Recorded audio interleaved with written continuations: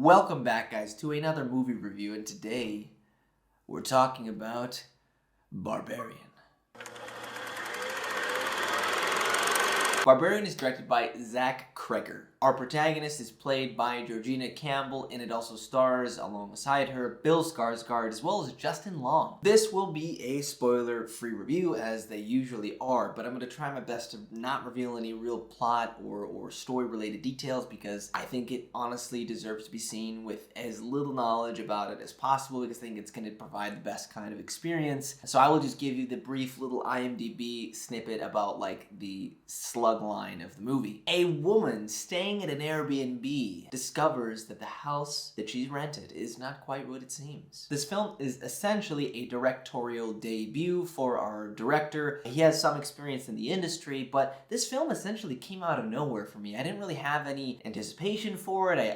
It wasn't really on my radar. It just seemed to kind of pop up, and then people were talking about it, and it managed to arrive to a theater near me. I will say right now, Barbarian, along with Nope, are really demonstrating that this is a strong year for the horror genre. The cast is fantastic, and everyone is giving their all here, regardless of the size of their part, and the standout is definitely Georgina Campbell, who is our protagonist. She is great here. Also, Justin Long is endearing, and I think it's kind of fun the way the movie plays with our kind of cultural expectations of him as a person and a cultural figure and an actor, which is also similarly accomplished with Mr. Bill Skarsgard and his performance and how they kind of use him as well. I really adore the way this movie manages to constantly subvert your expectations and really navigate some complex tonal shifts very well. It goes from extremely horrifying to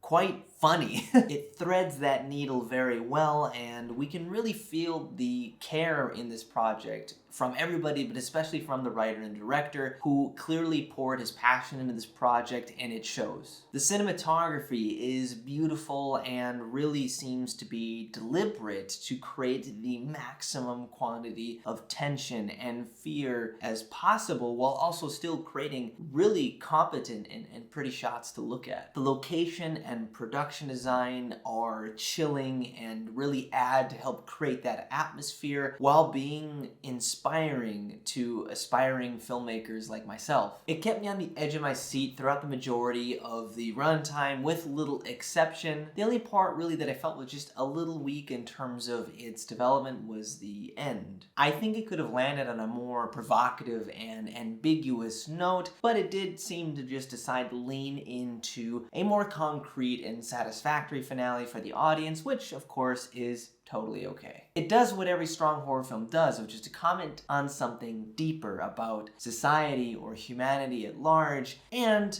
making maybe some critiques along the way, which really does seem to be the case here, considering the context of who our characters are and where the story is taking place. I do not want to spoil this movie at all, and I recommend going in as blind as possible to really enjoy those subversive twists and turns. For that reason, I'm just gonna cut it off here, and I highly recommend Barbarian, unless of course you are very sensitive to the horror genre and it's not to your liking. I understand it. Otherwise, you don't have an excuse. Go see it. Go see it right now. It's awesome. You'll have a good time. It's a fun time at the cinema. I'm gonna give Barbarian a 9 out of 10. Go support this original film and original story, and let me know in the comments below, what is your favorite horror, terror, suspense film that you've seen this year? And as always, if you guys enjoyed this, please go ahead, like it,